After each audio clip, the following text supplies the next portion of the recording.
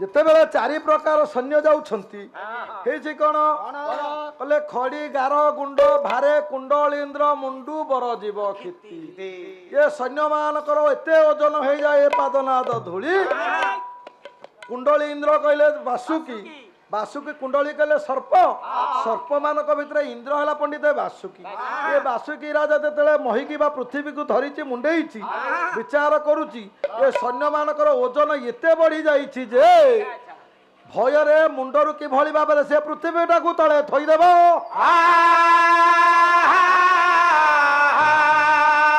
ଯଦି ଏ ସୈନ୍ୟ ମାନଙ୍କର କୀର୍ତ୍ତି ଜଣେ ଲେଖିବ ଏତେ ଗୁଡିଏ ଖଡି ଗୁଣ୍ଡ ହବ ଯାହାଟା କି ପୃଥିବୀକୁ ସେ ଧରି ପାରିବ ନାହିଁ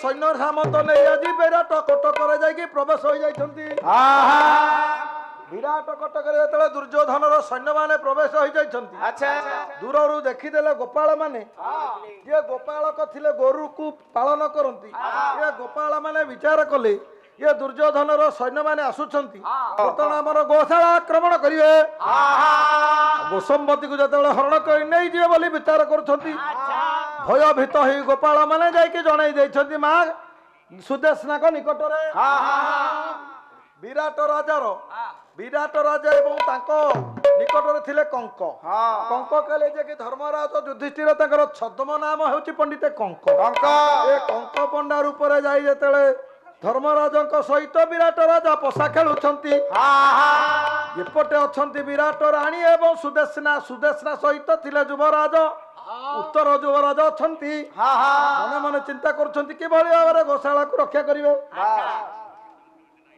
जनाई देले गोपाल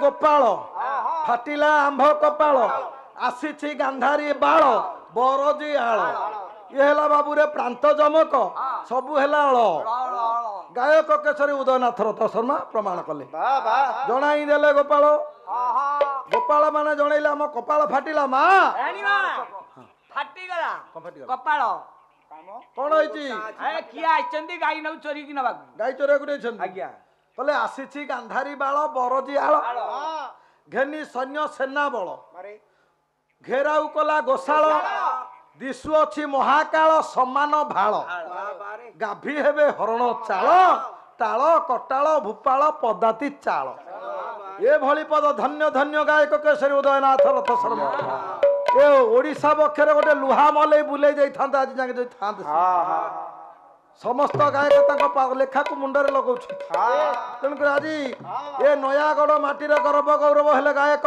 केशरी उदयनाथ रथ शर्मा जे कि कुंभारपड़ा ग्राम जन्म ग्रहण करते खंडपड़ा ब्लॉक रे कौन ये भाव में सैन्य सामंत को देखी भयभीत ही गोपाल माने जनइले रानी आज चिंतामग्न किए से रक्षा कर बर्तमान विराट राजा नहांती निष्पत्ति किए से ने दुर्योधन कबल रक्षा करवा गोशाला अच्छा गोशाला को जदि गाई की जदि नहीं था कैसे दुर्योधन ये तो राजा अनेक गुड़िया गाई किणी पारि थांदे ତେଣୁକରି ଗୋ ଶାସ୍ତ୍ର ର ନିୟମ ଅଛି କାହା ଦ୍ୱାରା ଧର୍ମର ସୁରକ୍ଷା ହଉଛି। ଆପଣଙ୍କର କପିଳ ଦର୍ଶନରେ କପିଳ ଲେଖିଲେ, କପିଳ ସଂହିତାରୁ ଗୋଟେ ଶ୍ଲୋକ ମୁଁ ଗାଇବି। କହିଲେ ଗୋଭି ବିପ୍ରେଶ୍ଚ ବେଦେଶ୍ଚ ସତୀଭି ସତ୍ୟବାଦୀ ଭି অলুব্ধ দানশীলশ্চ সপ্তধারয়তে মহি। ଏହି 7 ଜଣ ଯୋଗୁ ବାବୁରେ ଏ ପୃଥିବୀ ରକ୍ଷା ହେଉଛି ବା ଧର୍ମର ସୁରକ୍ଷା ହେଉଛି। 7 ଜଣ କିଏ ସେ କିଏ ସେ କହିଲେ ଗୋଭି ଗୋମାତା, ଗୋମାତା ର କ୍ଷୀର, ଗୋମାତାର ଗୋବର, ଗୋମାତାର ମୂତ୍ର ସବୁ ହଉଛି ଶ୍ରେଷ୍ଠ, ଷଣ୍ଢ ବି ଶ୍ରେଷ୍ଠ। ହଁ ଠିକ ଅଛି। ତେଣୁକରି ସମସ୍ତେ ହେଲେ ଗୋମାତା। ଗୋମାତାର ସନ୍ତାନ ଯୋଉମାନେ ସେମାନେ ମଧ୍ୟ ସୁରକ୍ଷା ଦିଅନ୍ତି ଜୀବ ଜଗତକୁ। ଇଏ ହେଲା ଗୋଭି ବିପ୍ରେଶ୍ଚ, ବିପ୍ର କହିଲେ ବ୍ରାହ୍ମଣ, ବ୍ରାହ୍ମଣ ମାନଙ୍କ ଦ୍ୱାରା ଏ ପୃଥିବୀ ଯୋଉ ହୁଏ ଯାଏ ମଙ୍ଗଳ ହୁଏ। ତେଣୁକରି ସିଏ ଭୟରେ ସମସ୍ତଙ୍କୁ ସିଏ ଉଭୟ ପକ୍ଷକୁ ସେ ମଙ୍ଗଳ କରନ୍ତି। ଗୋଭି ବିପ୍ରେଶ୍ଚ ବେଦେଶ୍ଚ, ବିପ୍ରେଶ୍ଚ ବେଦେଶ୍ଚ ମାନେ ବେଦ, 4 ବେଦ ଦ୍ୱାରା ଏ ଜୀବ ଜଗତ ସୃଷ୍ଟି ହେଇଛି ଏବଂ ବେଦର ନିୟମ ଅନୁସାରେ ଏ ଜୀବ ଜଗତ ପାଳନ ହେଉଛି। ସତୀ ଭି ସତ୍ୟବାଦୀ ଭି, ସତୀ କେ ସେ ସତୀ ଯୋଗୁ ଏ ଜୀବ ଜଗତ ସୁରକ୍ଷା ଦଉଛି। ସତୀ କିଏ ଜାଣିନା? କିଏ ସେ ଚିଲା? ସତୀ ମୋ ସ୍ତ୍ରୀ। ଆଚ୍ଛା ପଲ୍ଲୀ ବାବୁ, ଆଜ୍ଞା ତମ ସ୍ତ୍ରୀ ସତୀ ଏ କଥା ପ୍ରମାଣ ଅଛି? ଧର୍ମପରାୟଣୀ ସେ ନା ଖାଲି ସତୀ। ସତୀ? ହଁ, ଆପଣ ଦିନେ ଯାଉନାହାନ୍ତି ଦେଖିବେ। ମୁଁ କଣ ଯିବି ତମ ସ୍ତ୍ରୀ ପାଖକୁ? ଧର୍ମପରାୟଣ କେମିତି, ସତୀ କେମିତି? ଆରେ କେମିତି ଦେଖିକି ଆସିବି? ଆଜ୍ଞା ଆରେ ଯିଏ ସତୀ ତା କଥା ତ ଚତୁର୍ଦିଗକୁ ବିଚ୍ଛୁରିତ ହଉଥିବ। ଆଜ୍ଞା ତମେ ନିଜେ ନିଜେ କହୁଛ ସତୀ, ନା ପକଉଛି ତାର କିଛି ପ୍ରମାଣ ନା ପକଉଛି? ଆଜ୍ଞା ଆଜ୍ଞା ହଉ ଟିକେ କହିବଟି ତାର ପ୍ରମାଣ କଣ ଅଛି? ହଁ, ପ୍ରମାଣ ତାର ଅଛି। ଆଉ ପ୍ରମାଣ ନଥାଇକିରି ମୁଁ କହୁଛି। ଓଡିଆରେ କହିବି ନା ଶ୍ଲୋକରେ କହିବି? ଶୁଣନ୍ତୁ ଆଜ୍ଞା, କେମିତି ସତୀ? କେମିତି ସତୀ ମୁଁ ତାର ଉଦାହରଣ ଦଉଛି। ଆମେ 2 ଭାଇ, ମୁଁ ହଉଛି ବଡ, ମୋର ଭାଇ ଗୋଟେ ଅଛି ସାନ। ଠିକ ଅଛି ଆଜ୍ଞା, 2 ଭାଇ, ମୁଁ ହଉଛି ବଡ, ସିଏ ହେଲା ସାନ। କୁହ। ସେ ବିବାହ କରିଛି ଗୋଟିଏ ସ୍ତ୍ରୀ, ମୁଁ ବିବାହ କରିଛି ଗୋଟିଏ ସ୍ତ୍ରୀ। ଗୋଟିଏ ଗୋଟିଏ ସିଏ ଯେତେବେଳେ ଗୋଟିଏ ସ୍ତ୍ରୀ ବିବାହ କରିଛି, ମୁଁ ଗୋଟିଏ ବିବାହ କରିଛି, ମୋ ସ୍ତ୍ରୀଟି ଆଜ୍ଞା ପଢା ଜୋର ହେତେ ନାହିଁ ନାଇଁ। ତେଣୁ ସାନ ବୋହୂର ପଢା ଜୋର, ତାପରେ ପଢା ଜୋର ଥିବା ଯୋଗେ ସିଏ ଆଜ୍ଞା ଅଙ୍ଗନବାଡିରେ ଦିଦି ଅଛି। ଆଜ୍ଞା ସାନ ବୋହୂ ଅଙ୍ଗନବାଡିରେ ଯୋଉ ଦିଦି ଅଛି କଣ କରୁଛି? ଶୁଣନ୍ତୁ, ପାଠ ପଢଉଛି ପିଲାଙ୍କୁ, ପିଲାଙ୍କୁ ଖାଦ୍ୟ ଦଉଛି ମଧ୍ୟାହ୍ନ ବେଳେ, ବାକି ସପ୍ତାହକେ ଗୋଟିଏ ଥର ଅଣ୍ଡା 2ଟା ଦଉଛି। ଆଉ ସାନ ବୋହୂ କୁକୁଡ଼ା ଅଣ୍ଡା ଦିଏ? ଘଟଣାଟା ଶୁଣନ୍ତୁ, ମୁଁ କହି ଯାଉଛି ଆଉ କଣ। ଆରେ ଅଣ୍ଡା ଦଉଛି ମାନେ କଣ?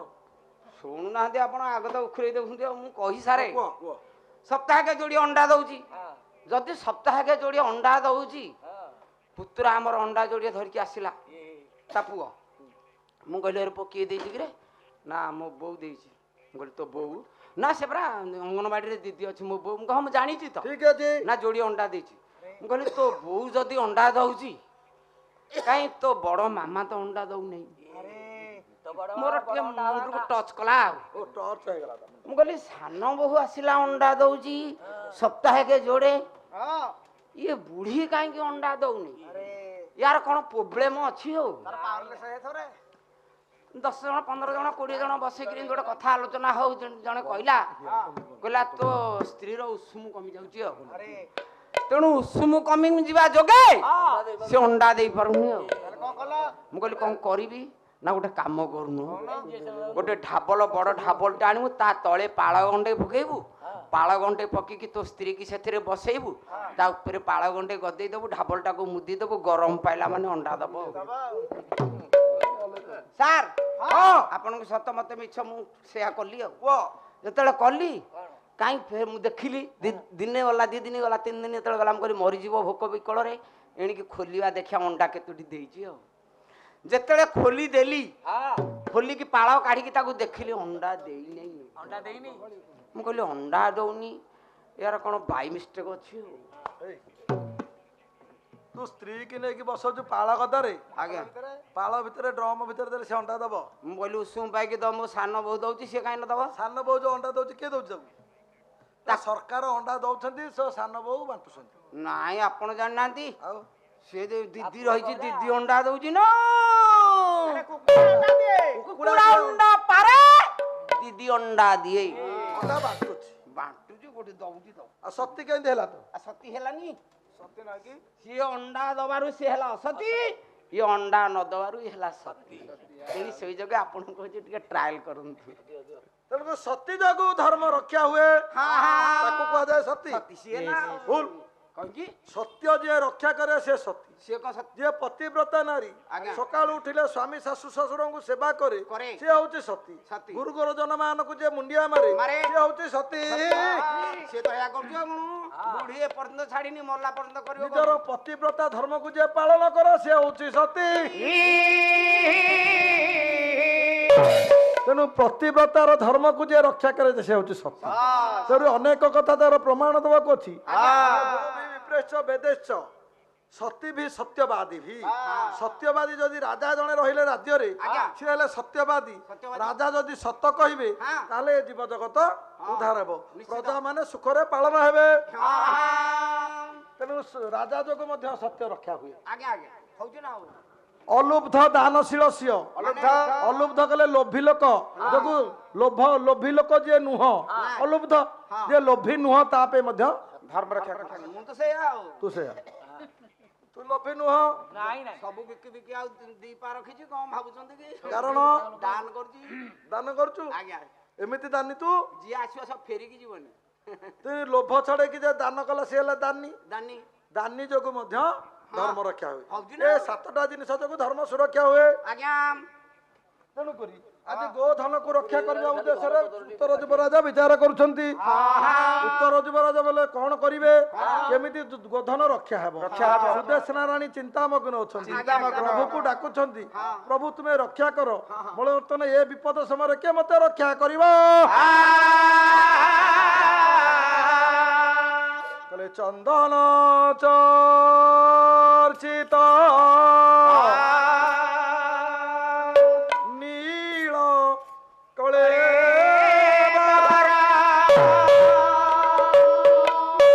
पीतावसन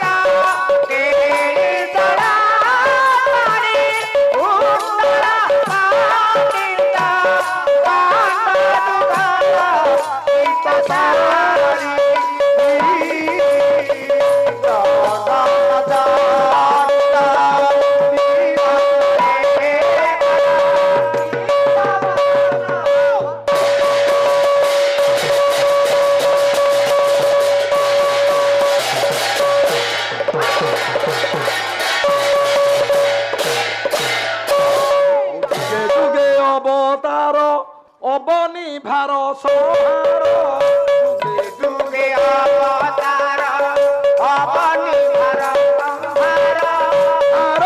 नाशन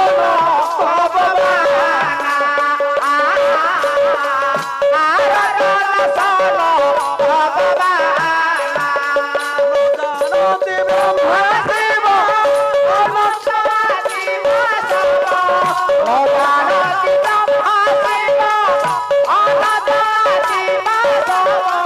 नारद बजाऊ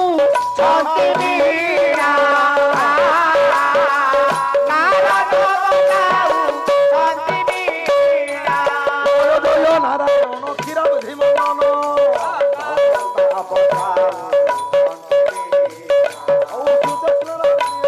स्तुति कले दान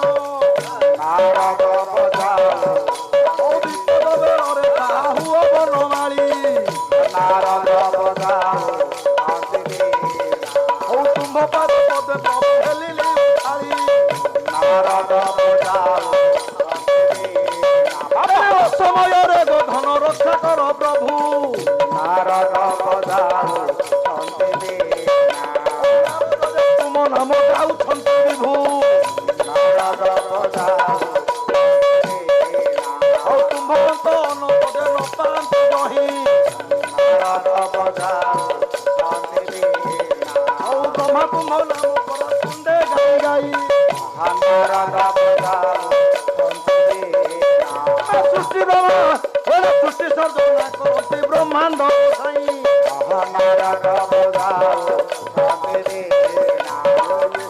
ବିରାଟ ରାଣୀ ଡାକିଲେ କଜହୁ ଜଣେ ନାରାୟଣ କର ଦଳେ ସଞ୍ଚରିଲା ସେହୁ ଏହି ସମୟରେ ସୈରିନ୍ଦ୍ରୀ ଆଗମନ ଉପଯୁକ୍ତ କଥା କରିଲେ ଉପସ୍ଥାପନ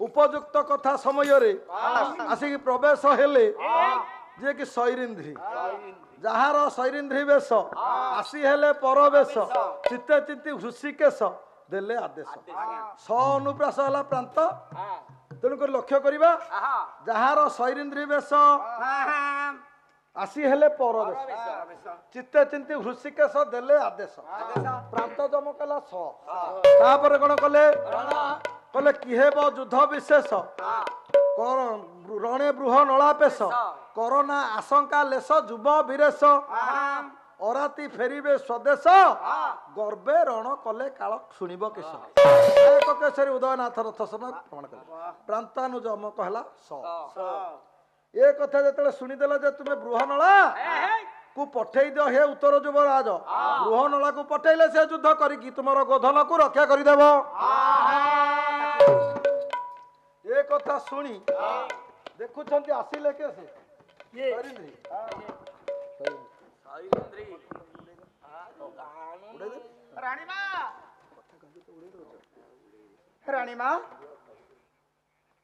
ରାଣୀମା ଆପଣଙ୍କର ମନ ବିଷଣ୍ଣ କାହିଁକି କଣ ହେଇଛି ମୋର ଗୋଧନ ରକ୍ଷା କରିବା ପାଇଁ ମୁଁ ମୋର ଚିନ୍ତାମଗ୍ନ ଉତ୍ତର ଗୋଶାଳା ଆକ୍ରମଣ କରିଛନ୍ତି ଆମର ଦୁର୍ଯ୍ୟୋଧନର ସୈନ୍ୟମାନେ ରାଣୀମା ଏଥିରୁ କିଏ ସେ ରକ୍ଷା କରିବ ମୁଁ ବର୍ତ୍ତମାନ ଚିନ୍ତାମଗ୍ନ ଏଇ କଥା ପାଇଁ ଆପଣ ଚିନ୍ତାମଗ୍ନ ନା ମୁଁ ଗୋଟେ କଥା କହୁଛି ମୋ କଥା ଶୁଣନ୍ତୁ କୁହ ମୋ କଥା ରଖିବେ ରଖିବି ଶୁଣ ପୁରରେ ଯୋଉ ବୃହନଳା ଅଛି ନୃତ୍ୟ ଶିଖଉଛି ତୁମେ ତାଙ୍କୁ ପଠେଇ ଦିଅ ସେ ନିଶ୍ଚିତ ଏ ଗୋଶାଳାକୁ ରକ୍ଷା କରିବେ ସିଏ ରକ୍ଷା କରିବେ ଏ କଥା ଶୁଣିଲେ ଉତ୍ତର ଯୁବରାଜ ସୈରିନ୍ଦ୍ରୀ କହିଲେ ଯେ ବୃହନଳାକୁ ପଠେଇ ଦିଅ ବୃହନଳା ରକ୍ଷା କରିବେ କହିଲେ ବୃହନଳା ରକ୍ଷା କରିବ ଉତ୍ତର ଯୁବରାଜ ତାଚ୍ଛଲ୍ୟ କରିକି ହସିଲେ କହିଲେ ତୁମ୍ଭ କଥାରେ ଅଛି କି ଓଜନ ତୁମ୍ଭେ ଜାଣ ମାଳ ଗୁନ୍ଥା ଭୋଜନ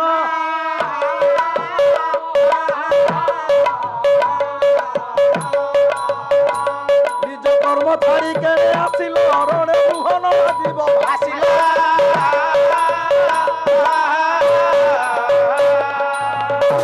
ତମ କଥାରେ କଣ ଓଜନ ଅଛି ମାଳ ଗୁନ୍ଥିକି ଯୋଡିଏ ଖାଇବାକୁ ଆମ ରାଜ୍ୟରେ ବଢିଛ ତମେ କହୁଛ ତମ କଥାରେ ଆମେ ଯୁଦ୍ଧ କରିବୁ ବୃହନଳା ଗୋଟେ ମାଇଚିଆଟେ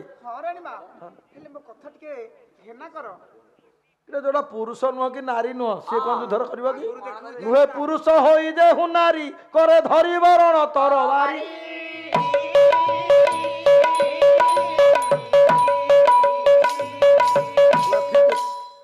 ପୁରୁଷ ନୁହଁ କି ନାରୀ ନୁହଁ ସିଏ କଣ ଯୁଦ୍ଧ କରିବ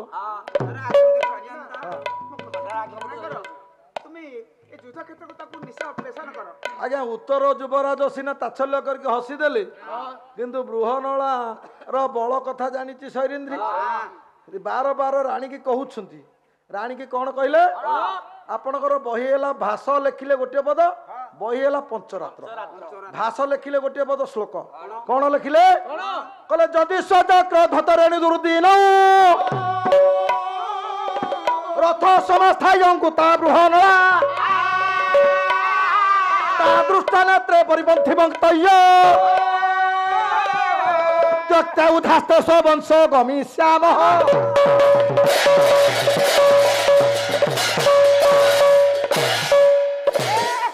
কলে যদি চক্র ধত রেণু দুর্দিন বলে ন উদ্ধত বল উদ্ধত যদি বলরে উদ্ধত হইকি বৃহনলা বাহারি পড়িবা রথ চক গড়েই দেব হব কোন পরিপন্থী কইলে শত্রু শত্রু মানকর দুর্দিন আসি বলি পৌঁছি গলা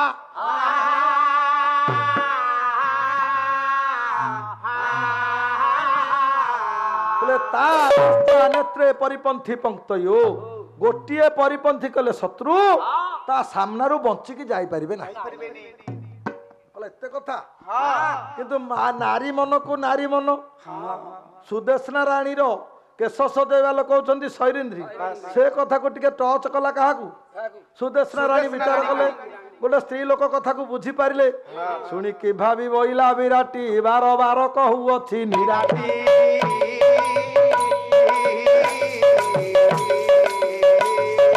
ପରୀକ୍ଷାରେ ଜଣା ପଡିବ କେଉଁ ସୂତ୍ରେ ରଣରଥ ଘଡ଼ିବ।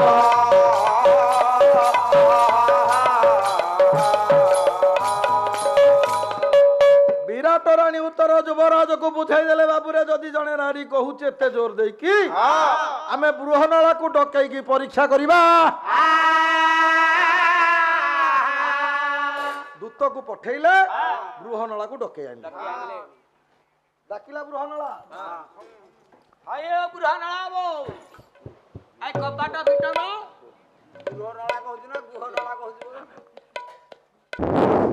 ଆଏ ଘରେ ଅଛ କିଏ? ବୁଢ଼ାନଳା ବୋ ମୁଁ ଦୂତ ଆସିଛି। ଆଏ ମୁଁ ଦୂତ ଆସିଛ କୁଆଡେ ଏବେ ଡାକିବା? କବାଟ ଫିଟେକି ବାହାରକୁ ଆସିଲ କୁଆଡେ? ଘରେ ରାତିରେ ଭୂତ କୁଆଡେ ଆସିଲା? ଦୂତ ଦୂତ କୁଆଡେ? ତ ପାଖକୁ ଆସୁନ। ଆରେ ଏ ସମୟରେ ଡାକୁଛ କାହିଁକି ଏ ମତେ? କବାଟ ଦେଇକି ଭିତରେ ଭିତରେ କି କଥାବାର୍ତ୍ତା? କବାଟ ଫିଟେକି ଆସ। ଏ ସମୟରେ ଡାକୁଛ କି? ଉତ୍ତର ଯୁବରାଜ ଡାକିଛନ୍ତି, ଆସନ୍ତୁ। କାହାକୁ? ତମକୁ। ମତେ? ହଁ। ରହିଯା। ଯେତେବେଳେ ବୃହନଳା ଶୁଣିଦେଲେ ଉତ୍ତର ଯୁବରାଜ ମତେ ଡକଉଛି, ତମେ ଯାହିତାଇଆ ଲୋକ, ଆଜି ସିନା ବୃହନଳା ବେଶ ନାରୀ ବେଶ ହେଇକି ଅଛନ୍ତି, ସେ କଣ ଯାହିତା କଲ? ବିଚାର କଲା ଆଜି ବୃହନଳା, ସମୀକଟରେ ରହିଲା ରେ ସମୀକଟରେ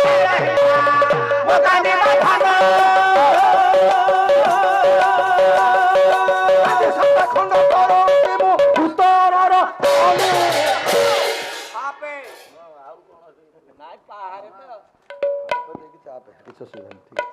ତେଣୁକରି ହେଇଛି କଣ?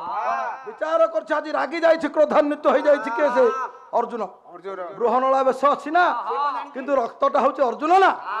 ବିଚାର କଲା ଆଜି ଉତ୍ତର ଯୁବରାଜ ଜଣେ ହେଲାଣି ମତେ ଦୂତ ହସ୍ତରେ ଡକେଇବା ପାଇଁ। ହାୟରେ କପାଳ, ପରିସ୍ଥିତି କାହାକୁ ନେଇକି କୋଉ ଜାଗାରେ କେତେବେଳେ ରଖେ। ସ୍ୱୟଂ ସୁରେଶ ଶ୍ୱଶୁର ନର୍ଗେଶ,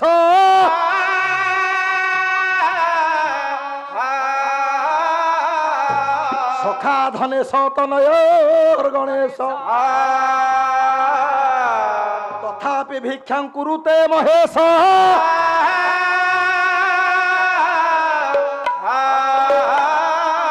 ଏ କପାଳ ଦୁଃଖଂ କୃତମେ ସୁଖଂ। କହିଲେ ସ୍ୱୟଂ ସୁରେଶ ଶ୍ୱଶୁର ନର୍ଗେଶ। ସୁରେଶ ସୁରୈଶ, ଦେବତା ମାନଙ୍କ ଭିତରେ ଦେବଦେବ ମହାଦେବ ହେଲେ ଅକର୍ମ କର୍ମଦାୟକ ଶଙ୍କର ଭଗବାନ। ସ୍ୱୟଂ ସୁରେଶ, ଶ୍ୱଶୁର ହେଲେ ନର୍ଗେଶ। ନର୍ଗାନାଙ୍ଗିସ ନର୍ଗେଶ, ନଗ କହିଲେ ପର୍ବତ। ପର୍ବତ ମାନଙ୍କ ଭିତରେ ଶ୍ରେଷ୍ଠ ହେଲା ଏବଂ ମୁଁ ତ ହିମାଳୟ ପର୍ବତ। ହିମାଳୟ ପର୍ବତ ଯାହାଙ୍କର ଶ୍ୱଶୁର ହେଲେ ଶିବ, ଶିବଙ୍କର ଶ୍ୱଶୁର ହେଲେ ହିମାଳୟ ପର୍ବତ। ସ୍ୱୟଂ ସୁରେଶ ଶ୍ୱଶୁର ନର୍ଗେଶ, ସଖା ହେଲେ ଧନପତି ଗଣେଶ, ତନୟ ହେଲେ ତିନି କାଠି ପାଠ। ତନୟ ଯେ କି ପୁତ୍ର, ତିନି କାଠି ପାଠ ଶେଷ କରିଥିଲେ ଯେ କି ଗଣେଶ। ଏଭଳି ସବୁ ଗୁଣବାନ ବ୍ୟକ୍ତି ତାଙ୍କ ପାଖରେ ଥାଉ ଥାଉ ତଥାପି ଭିକ୍ଷାଂ କୁରୁତେ ମହେଶ। କଣ ନା କପାଳ ଦୁଃଖଂ କୃତମେବ ସୁଖଂ। ଯାହା କପାଳରେ ଯୋଉଟା ଲେଖା ହେଇଥିବ ତାକୁ କେହି ଅନ୍ୟଥା କରିପାରିବେ ନାହିଁ। କର୍ମଫଳ ପ୍ରାଣୀ, କର୍ମଫଳ ପ୍ରାଣୀ ଅବଶ୍ୟ ଭୋଗଇ, ଅବଶ୍ୟ ଭୋଗଇ ଏତା କରିବ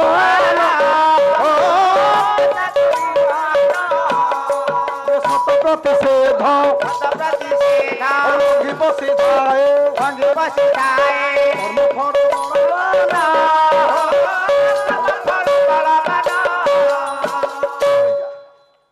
ତେଣୁ କର୍ମଫଳରେ ଯାହା କର୍ମରେ ଯୋଉଟା ଲେଖା ହେଇଥିବ ସେ ଭୋଗିବାକୁ ବାଧ୍ୟ। ଆଜି ସେ କଥାକୁ ଚିନ୍ତା କରି ନିଜ କ୍ରୋଧକୁ ସମ୍ବରଣ କରି କ୍ରୋଧକୁ ଚାପି ରଖି ବିଚାର କରୁଛି ଆଜି ଅର୍ଜୁନ ବୃହନଳା ବେଶରେ ଯଦି ଡକେଇଛି ତାଙ୍କରି ରାଜ୍ୟରୁ ଆମେ ଖାଦ୍ୟ କିଛି ଖାଉଛେ, ଅନ୍ନରେ ପ୍ରତିପାଳିତ କରୁଛେ, ରାଗ ଯଦି ହେଇଯିବ ପୁନର୍ବାର ସେ ଧରା ପଡ଼ିଯିବେ, ଅଜ୍ଞାତ ବେଶ ଜଣେ ତାଙ୍କ ସରିଯିବ, ପୁଣି 12 ବର୍ଷ ଯିବେ ବନବାସ। ଏଇଟା ହେଇଛି ଶପଥ କଥା। ତେଣୁକରି ଅଜ୍ଞାତ ବାସରୁ ଧରା ନ ପଡ଼ିବା ପାଇଁ ନିଜକୁ ନିଜେ ଚାପି ରଖି ପ୍ରଭୁଙ୍କୁ ସ୍ମରଣ କରି ନିଜ କ୍ରୋଧକୁ ଚାପି ରଖିଲା। ଆଉ ଉତ୍ତର ଯୁବରାଜର ନିକଟ ମିଳିଲା ଜୀବର ଧନ ତୁଲାଗି ଯାଉ ଜୀବନ ଉତ୍ତର ଯେ ଗ୍ରହଣକୁ ଦେଖି ତ ହେଇଗଲା ଜୀବର ଧନ ତୁଲାଗି ଯାଉ ଜୀବନ ଉତ୍ତର ଯୁବରାଜ ଯେତେବେଳେ ଦେଖିଦେଲା ତାହେଲେ ଦେଖ ଅଛି ଗ୍ରହଣଳା ତୁମେ ରଥ ସଜ କର ଆମେ ଯିବା ଯୁଦ୍ଧକୁ ଯିବା ଗୋଶାଳାକୁ ଆକ୍ରମଣ କରୁଛି ଦୁର୍ଯ୍ୟୋଧନ ସୈନ୍ୟକୁ ଆମେ ରକ୍ଷା କରିବା ଚଲ ରଥକୁ ସଜ କର ରେଡି ରେଡି ରଥ ପରା ଖାଲି ଅନେକେଲିଟା ଦେଇଦେଲେ ତ ଚକା ବେଣ୍ଡ ତାହେଲେ ସଜ କର ବୃହନଳା ସଙ୍ଗେ ଆଜି ରଥ ରଙ୍ଗେ ଏ ଯୁବରାଜ ସଙ୍ଗେ ଆଛି ରଥ ରଙ୍ଗେ ବୃହନଳା ହେଲେ ସଜ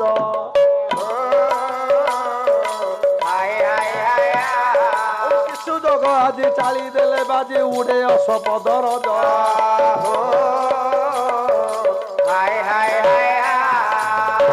যেতବେଳେ ଚାଲି ଗଲେ ଘର ଘର ନାଦ କରି ରଥ ଯାଉଛି ବୃହନଳା ଚଲାଉଛନ୍ତି ରଥ ବସିଛନ୍ତି ଉତ୍ତର ଯୁବରାଜ ଏଇ ସମୟରେ ହେଇଛି କଣ ସେପଟେ ସୈନ୍ୟ ସାମନ୍ତ ସାଗର ଆସି ପ୍ରବେଶ ହୋଇଯାଇଛନ୍ତି ଦୁର୍ଯ୍ୟୋଧନର ସୈନ୍ୟମାନେ କଣ କରୁଛନ୍ତି କହିଲେ ସୈନ୍ୟ ସିନ୍ଧୁ ଦେଖି ଧୈର୍ଯ୍ୟ ଉପେକ୍ଷି ତୁଟାଇ ଯୁଦ୍ଧାଭିମାନ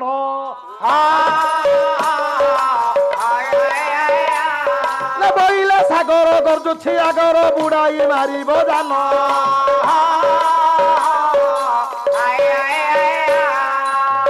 ଓ ବୃହନଳା ଆଉ ରଥ ସିଆଡେ କୁଆଡେ ଯାଉଛ ଆଉ କଣ ପାଣି ଭିତରକୁ ନା ବୁଡେଇକି ମାରିବ ନା କଣ କୋଉଟା ପାଇଁ ଏଇଟା ଆଗରେ କଣ ଦେଖା ଯାଉନି ତମକୁ କୋଉଠି ଏଇଠି ନାଇଁ କଣ ନାହିଁ ମ ହେଲା ଆଉ ପାଣି ଗୁରା ଖାଲି ପାଣି ସାଗର ସାଗର ସମୁଦ୍ର ସମୁଦ୍ର ହଁ କହୁଛ ତୁମେ ସାଗର ହଁ ଠିକ ଅଛି ଆଉ କଣ ଠିକ ଅଛି ସେ ସାଗର ଏଠି କଣ ମାଛ ଧରିବା ଆରେ ସେ ସୈନ୍ୟ ସେ ସୈନ୍ୟ ସାଗର ଅନ୍ୟ ସାଗର ଆଉ କଣ ଖାଲି ତ ମୁଣ୍ଡମୟ ମୁଁ କହିଲି ଭାକୁର ମାଛର ମୁଣ୍ଡ ଟେକିକି ପହଞ୍ଚୁଛନ୍ତି କଣ କହୁଛ ତୁମେ ଆଉ ମୁଁ ଯିବିନି ସିଆଡେ ମୁଁ ଚାଲିଲି ଘରକୁ ସୈନ୍ୟ ସିନ୍ଧୁ ଦେଖି ଧୈର୍ଯ୍ୟ ଉପେକ୍ଷି ତୁଟାଇ ଯୁଦ୍ଧାଭିମାନ ଯୁଦ୍ଧ କରିବା ଆଶାରେ ଯୋଉ ଯାଇଥିଲା ସୈନ୍ୟ ସାମନ୍ତକୁ ଦେଖି ଅଧୈର୍ଯ୍ୟ ହୋଇକି ତେଣେ ଓହ୍ଲେଇ ପଡିଛି ରଥରୁ ଡେଇଁ ପଡିଛି ପଳେଇଲା ତ ଡେଇଁକି ତୁ କହୁଛୁ ଠିକ କଣ ଆଉ ସୈନ୍ୟ ଠିକ ଅଛି ଅଛି ଆଉ କଣ ଅସୁବିଧା ସୈନିକ ସକଳ ହଁ ଏ କୁରୁ ସିନ୍ଧୁ ଜଳ ରାଜା পতাকা লহরি ঘেল পতাকা লহরি ঘেনা পতাকা লহরি ঘেনা সবাদি নক্র সমসাদি সবাই রক সংসারি সবাদি নক্র সমসাদি সবাই রক সংসারি উশ্লেষ তাহার ফেনরে বাবু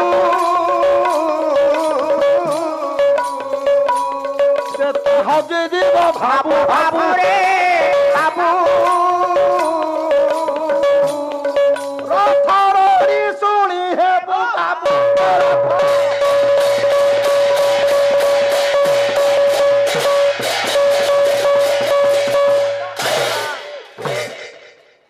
ସୈନିକ ସକଳ କୁରୁ ସିନ୍ଧୁ ଜଳ ଠିକ ଅଛି ବୃହନଳା ବୃହନଳା କହୁଛନ୍ତି ଉତ୍ତର ଯୁବରାଜ ଏ ଯୁବରାଜ ସେ ସୈନିକ ସମସ୍ତେ ସାଟା ଚିରି ହବ ଗାଈ ଭିଡିକି ଧରୁଛନ୍ତି ମୁଁ ମାନୁଛି ତମ କଥାରେ ସେ ହଉଛନ୍ତି ସୈନ୍ୟ ସକଳ କୁରୁ ସିନ୍ଧୁ ଜଳ ଇଏ କୁରୁ ସେନା କୁରୁ ସିନ୍ଧୁର ସମୁଦ୍ରର ଜଳ ସିଆଡିକି ଯିବାନି ଆଉ ନାଇଁ ପଳେଇବା ଯିବାନି ନାଇଁ ଏ ରଥ ଲେଉଟିବନି ଆଉ ଅଣ ଲେଉଟା ତୁ ଯା ମୁଁ ଯାଉଛି ଘରକୁ ଯଦି ବୃହନଳା ବାହାରିଛି ସେ ଯୁଦ୍ଧ କରିକି ଫେରିବ ତୁ ନଳା ହଉ କି ଗଳା ହଉ ମୁଁ ଏ କଥା ଜାଣିନି ମୁଁ ଚାଲିଲି ଘରକୁ ସୈନିକ ସକଳ କୁରୁ ସିନ୍ଧୁ ଜଳ ପତାକା ଲହରୀ ଲହରୀ ହେଲା ପତାକା ଗୁଡିକ ଆଚ୍ଛା ଆଉ ସୈନିକ ସକଳ କୁରୁ ସିନ୍ଧୁ ଜଳ ପତାକା ଲହରୀ ଘେନ ଗଜ ଅଶ୍ଵ ଆଜି ହାତୀ ଘୋଡା ନକ୍ର ସମସାଜି ଯେତେ ସବୁ ଆସିଛନ୍ତି ହାତୀ ଘୋଡା ଏମାନେ ସବୁ କୁମ୍ଭୀର ଖାଇଯିବେ ଗାୟକ କେଶରୀ ଉଦୟନାଥର ପ୍ରମାଣ କଲେ କହିଲା ଆରେ ବାବୁ ତାଙ୍କ ବଳ ସିନା ତୁ ଶୁଣିଲେ ତ ଚେତା ହଜିଯିବ ଅଛି ବଳ ତାଙ୍କର ଆହୁରି ଅଛି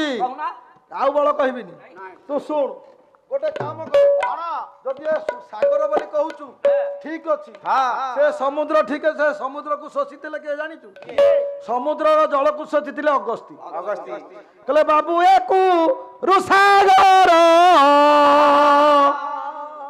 ହସ୍ତିଲା ଗୌରା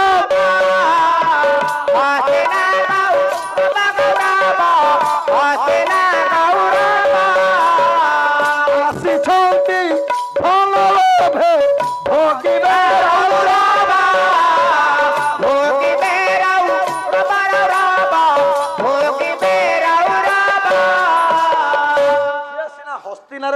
କୁରୁ ସିନ୍ଧୁ ଜଳ ସେ ଗୌରବ ସମୁଦ୍ର ସେ ସମୁଦ୍ର ସେନ ଯଦି ଆସିଛନ୍ତି ଏ ଜାଗାକୁ ଆଜି ରୌରବ ନର୍କ ଯନ୍ତ୍ରଣା ଭୋଗ କରିକି ଯିବେ।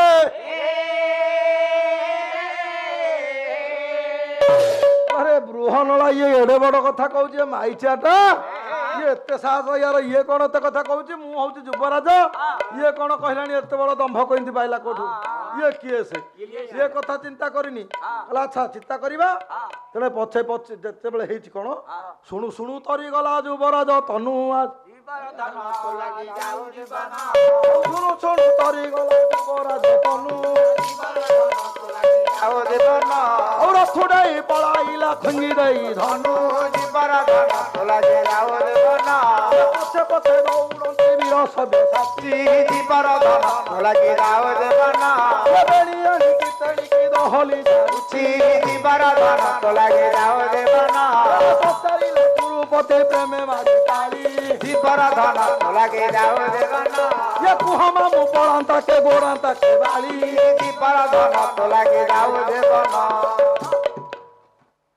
ବିଚାର କରୁଛନ୍ତି ଯେତେବେଳେ ଦୁର୍ଯ୍ୟୋଧନ ଆଉ ଶକୁନି ଅଛନ୍ତି ଏପଟେ ଯୁବରାଜ ଧାଇଁକି ପଳାଉଛି ଆଉ ବୃହନଳା ତଳିଛନ୍ତି ଯେତେବେଳେ ବୃହନଳା ପଛେ ପଛେ ଯାଉଛନ୍ତି ଏ ଗତି କଲା ବେଳେ ବେଣୀଟି ପଣ୍ଡିତ ଦୋହଲି ଯାଉଛି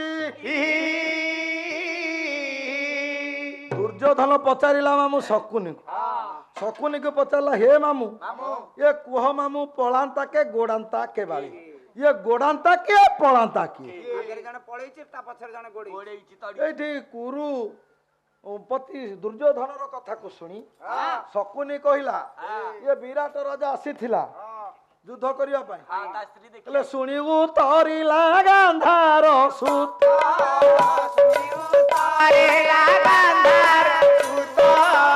ବିରାଟ ରାଜା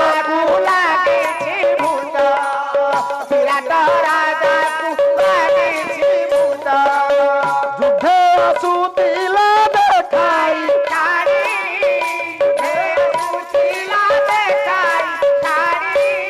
ପଳାଇଛି ଭୟ କରିଛି ରାଣୀ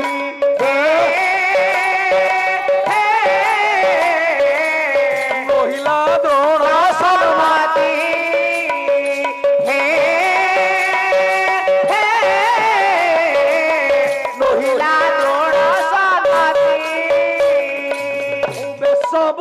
নারী তেরো হে বাড়ি সবু নারী তেরো হে বাড়ি সবু নারী তেরো হে বাড়ি সবু নারী তেরো হে বাড়ি সাক্ষাৎ তুন গতি রে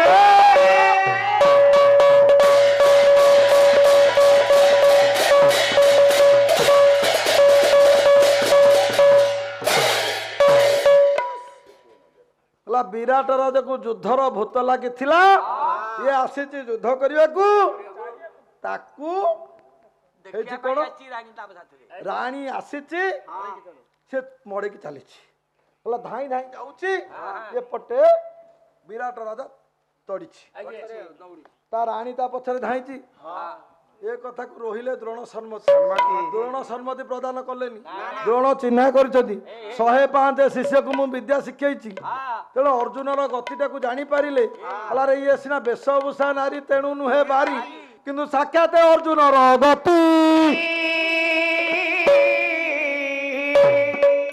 ଏ କଥା ଯେତେବେଳେ ଜାଣିଲେ ଅର୍ଜୁନ ଯୋଉ ଗାଣ୍ଡିବ ଧନୁ ଧରିବା ଠାଣିଟାକୁ ସେ ଜାଣିଦେଲା ଜାଣିଲେ ଦ୍ରୋଣ କିନ୍ତୁ ଏଠି ଶକୁନି ତାକୁ ଭୁଲଉଛି ହେଲାରେ ଏଇଟାକୁ ଦ୍ରୋଣ ଇଏ ପାଣ୍ଡବ ବୋଲି ହଉଥିଲେ ତ ସଦାବେଳେ ପାଣ୍ଡବ ପକ୍ଷରେ ଇଏ ସେଇ ସମୟରେ କହୁଛି ଆରେ ଛି ଛି ଛି ଛି ଆରେ ଜଣକର ଗୁଣ ଖାଇବ ଲୁଣ ଗାଇବ ଆଉ ଜଣକର ଗୁଣ ତେଣୁକରି ଏ ପାଣ୍ଡବ ମାନଙ୍କ କଥା ସଦାବେଳେ ଭାବୁଥିଲେ ତ ଇଏ ହଉଛନ୍ତି ସେଇ ଜଣ କହୁଛନ୍ତି ସେ ଦ୍ରୋଣ ସଦାବେଳେ ପାଣ୍ଡବ ଭୂତ ଲାଗିଛି ତାକୁ ଛି ଛି ସତ ତେଣୁକରି ଯାହାର ନିମକ ହାରାମ ତୁମେ ନ ପାରିଲ ଜାଣି ଏଣେ ବଢିଲା ଶରୀର କାର ଖାଇ ଦାନା ପାଣି କାର ଛତ୍ର ଛାୟା ତଳେ ପାତି ଅଛ କାର ଛତ୍ର ଛାୟା ତଳେ ପାତି ଅଛ ମୁଣ୍ଡ ନାହିଁ ଜିହ୍ୱା ପଡୁ ନାହିଁ ତୁଣ୍ଡ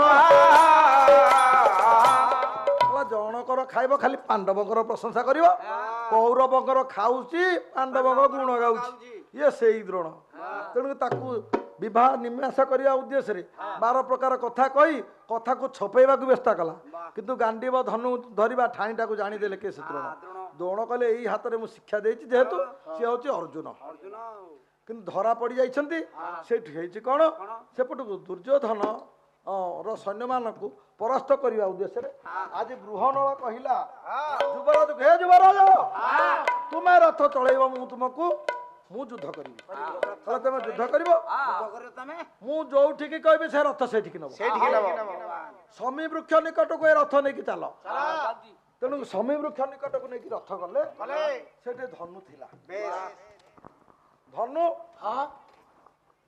5ଟା ଧନୁ 5 ଭାଇଙ୍କର ହେଲା ଧନୁ ଯଦି ଏଠି ଥିଲା ତାହେଲେ କେମିତି ଜାଣିବା କହିଲେ ଧନୁ କାର ଯେତେବେଳେ ହାତ ବଢେଇଛି ଉପରକୁ ଉତ୍ତର ଯୁବରାଜ ସର୍ପ ଦଂଶନ କରିଦେଇଛି କହିଲେ ହସ୍ତ ବଢାନ୍ତେ ତ ହିଁ କି ସର୍ପ ଦେଲା ଦଂଶୀ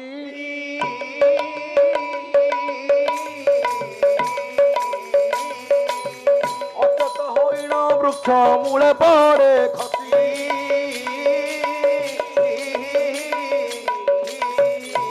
ନ ପଡୁ ହସ୍ତରେ ତାକୁ ଧଇଲା ଅର୍ଜୁନ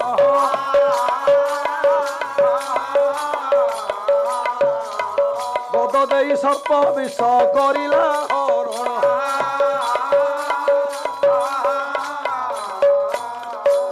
ମନ୍ତ୍ର ପଢିଲା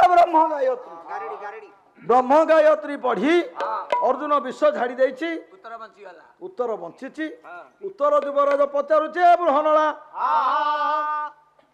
ତୁ ଟିକେ କହିବୁ ଏ ସବୁ ଆୟୁଧ ମାନ କାହାର ଗାୟକ କେଶରୀ ଉଦୟନାଥ ରଥ ଶର୍ମା ରାଗ ହେଲା ଚକ୍ଷି ଗୋଟେ ପଦ କହିଲା ପଚାରେ ବିରାଟ ବଳା କହ କହ ବୃହନଳା କହ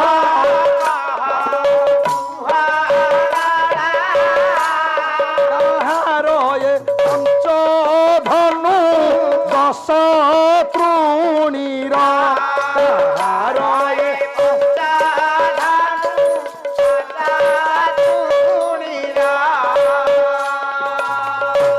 ତୁ କିପରି ଥିଲୁ ଜାଣି କେହୁ ରଖି ଥିଲା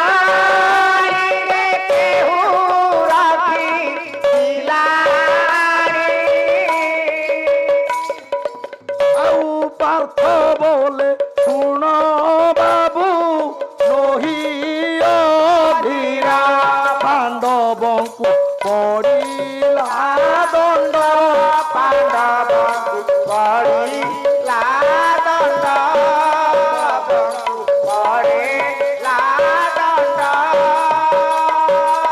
ଅଜ୍ଞାତରେ ଗଲେ ଥୋଇ କାଣ୍ଡ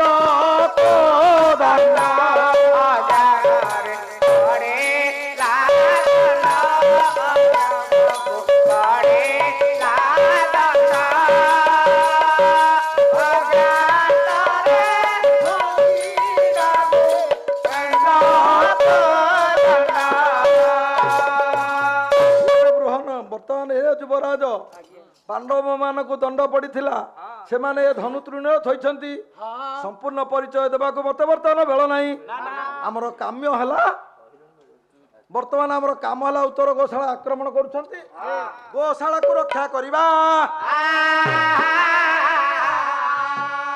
ଏହିଠାରୁ ଉତ୍ତର ଯୁବରାଜକୁ ନେଇ ସଙ୍ଗରେ ବୃହନଳା କରିଛନ୍ତି କଣ ନା ଧନୁଷର ସନ୍ଧାନ କରିଛନ୍ତି ମୋହନାସ୍ତ୍ର ମାରି ସମସ୍ତଙ୍କୁ କଲେ ମୋହ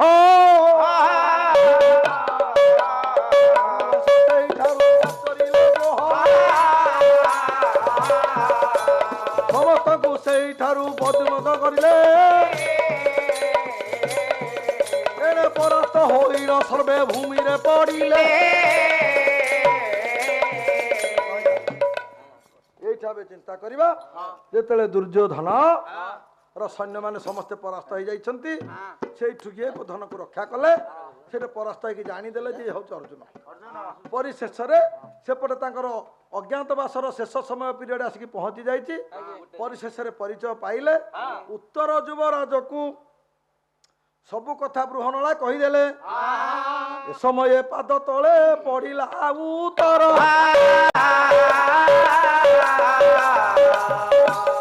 ମହାତ୍ମା ମୋର ଦୋଷ କ୍ଷମା କର। ଉତ୍ତର ଯୁବରାଜ ସବୁ କଥା ଜାଣିଲା ପରେ ପାଦ ତଳେ ପଡ଼ିଯାଇଛି ଅର୍ଜୁନଙ୍କର। ଅର୍ଜୁନ ବିଚାର କରୁଛନ୍ତି ବର୍ତ୍ତମାନ ଚାଲା ମୋର ଅଜ୍ଞାତବାସ ପିରିୟଡ଼ ସଜାଇଛି, ନିଜ ରାଜ୍ୟକୁ ଫେରିଛନ୍ତି। ମା ଦେଖି ଖୁସି ହେଲେ। ବିରାଟ ରାଜା ଏବଂ କଙ୍କ ଯିଏକି ଧର୍ମରାଜ ଯୁଧିଷ୍ଠିର ଖେଳୁଥିଲେ ପାଶା। ଏହି ସମୟରେ ପଚାରୁଛନ୍ତି ଗୋଟେ ପ୍ରଶ୍ନ କି ସେ ବିରାଟ ରାଜା, ହେ ଧର୍ମ ହେ କଙ୍କ, ବର୍ତ୍ତମାନ ଯୋଉ ଯୁଦ୍ଧକୁ ଯାଇଥିଲେ ମୋ ପୁଅ ଉତ୍ତର ସହିତ କିଏ ଜିଣିଥିବ? ସେଠି ଧର୍ମରାଜ ଯୁଧିଷ୍ଠିର କଙ୍କ ବେଶରେ କହିଛନ୍ତି, କହିଲେ ଜିଣିଥିବ ବୋଲେ ବୃହନଳା। ଆଉ ବୃହନଳା ଜିତିଥିବ ସିଏ ଜାଣିଛନ୍ତି ତାଙ୍କ ଭାଇ। ଯେତେବେଳେ ବାରମ୍ବାର ଏ କଥାଟାକୁ କହିଲେ କିଏ ଜିତିଛି କିଏ ଜିତିଛି, ପଶା କାଠିଟାକୁ ଫିଙ୍ଗି ଦେଇଛନ୍ତି ତେଣେ ବିରାଟ ରାଜା। ଆଉ ଯୁଧିଷ୍ଠିରଙ୍କ କପାଳରେ ସେ ପାଠି ବାଜିଲା।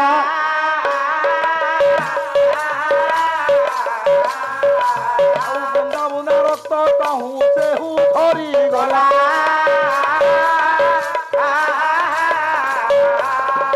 ଆଉ ଚାପି ରଖିଲେ ଯେ ଧର୍ମରାଜ ଯୁଧିଷ୍ଠିର।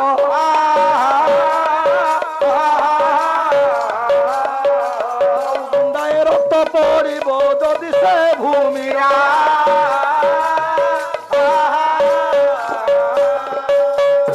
କପାଳଟିକୁ ଚାପି ରଖିଲେ ଧର୍ମରାଜ ହାତରେ, କାହିଁକି ଯଦି ବୁନ୍ଦାଏ ରକ୍ତ ସେ ରାଜ୍ୟରେ ପଡ଼ିବ 12 ବର୍ଷ ଯାକେ ସେ ଭୂମି ଅପାଗତ ହେଇଯିବ।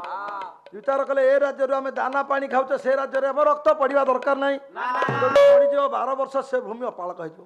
ଆମକୁ ଯିଏ 12 ବର୍ଷ କାଳ ପୋଷିଛି, ଅଜ୍ଞାତବାସରେ ଆମକୁ ପୋଷିଛି, ତେଣୁ ସେ ରାଜ୍ୟରେ ରକ୍ତ ବୁନ୍ଦା ପକେଇବା ଠିକ ନୁହଁ। ଏ କଥା କରି ନିଜର ଧର୍ମକୁ ରକ୍ଷା କଲେ।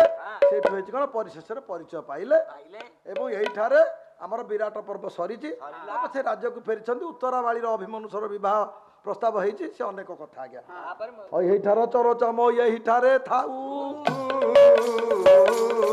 ସମସ୍ତଙ୍କୁ ଭଲେ ରଖିଥିବେ ଦେବ ମହାବାହୁ। ଏଇଠାର ଚରଚମ ଏଇଠାରେ ଘେନ। ସମସ୍ତଙ୍କୁ ଭଲେ ରଖିଥିବେ ଦେବ ଜନାର୍ଦ୍ଦନ। ହଉ ଦିନ ଜନ ଶରଣ ରକ୍ଷଣ ମହାବାହୁ। ଆନନ୍ଦ ସାଗରେ ର ଦରବାରେ ହରି ହରି ବୋଲ। ଭାରତ ମାତାର ଦୁଃଖ ଦୂର ହେଉ ହେ।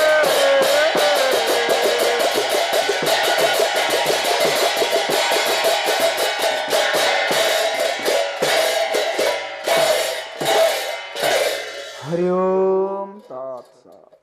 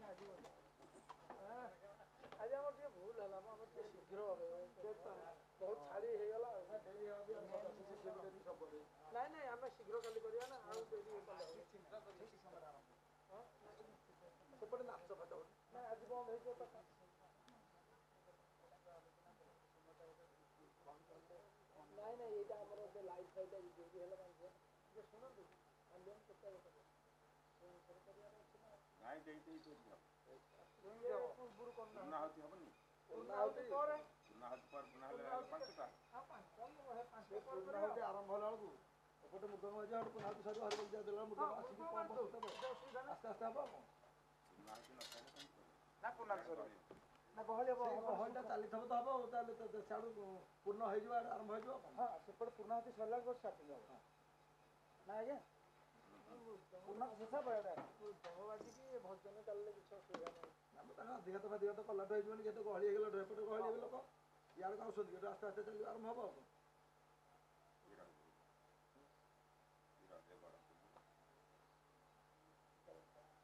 এটা মোবাইলটা কার নম্বরটা মোড়া মোড়া মোড়া মোবাইলটা সে নেই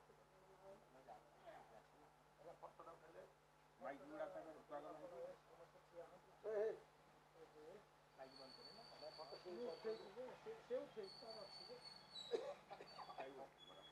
ଆପଣ ବୋର୍ଡଟା କେମିତି ଆଣିଲେନି ନା କାଲି ଆଣିଲେ ସେ ବୋର୍ଡଟା କି ସେଟା ଛାଡ଼ିଦେଲେ ସେ ସେଟିଂ କରିଦେବି ମୁଁ ଏମିତି ଉଠେଇଲି